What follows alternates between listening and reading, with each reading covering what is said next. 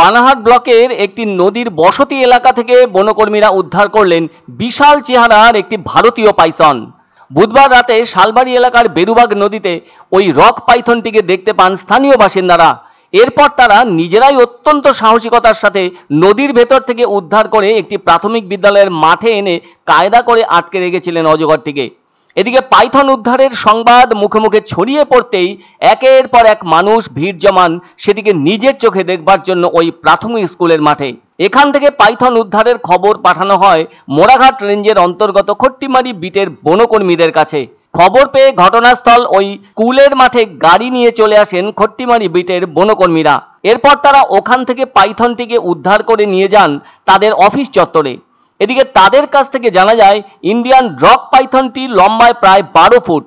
তবে বন দপ্তর সূত্রে খবর, পাইথনটিকে ভালোভাবে পর্যবেক্ষণের পর যদি দেখা যায় সম্পূর্ণ সুস্থ আছে তাহলে তাকে মোড়াঘাট রেঞ্জের জঙ্গলে ছেড়ে দেওয়া হবে। তবে শালবাড়ির বেরুবাগ নদী সংলগ্ন বাসিন্দাদের দাবি, এর আগেও একাধিকবার এই এলাকা থেকে বড় ধরনের পাইথন উদ্ধার হয়েছে।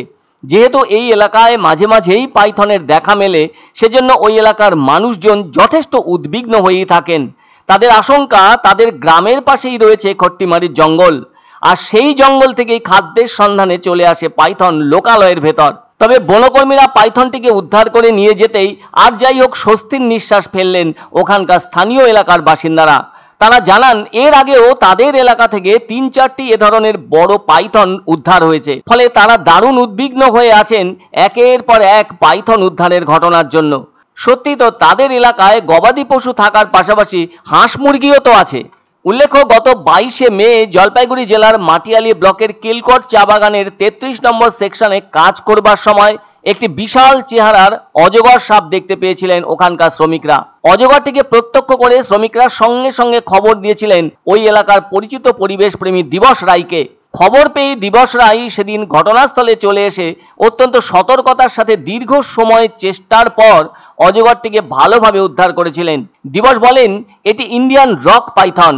ওই অজগরটিও ছিল 12 ফুট দৈর্ঘ্যের। তবে সাপটিকে উদ্ধারের পর সেটিকে বন দপ্তরের হাতে তুলে দেওয়া হলে সেটিকে শারীরিক পরীক্ষার পর জঙ্গলের ভেতর ছেড়ে দেওয়া হবে। অন্যদিকে এই ব্লকের দক্ষিণ ধূপঝোড়া ভাটিয়াপাড়া এলাকায় থাকা একটি বাড়ির রান্নাঘরের চাল থেকে একটি অজগর সাপ উদ্ধার করা হয়েছিল। সেটিও ছিল ইন্ডিয়ান রক পাইথন।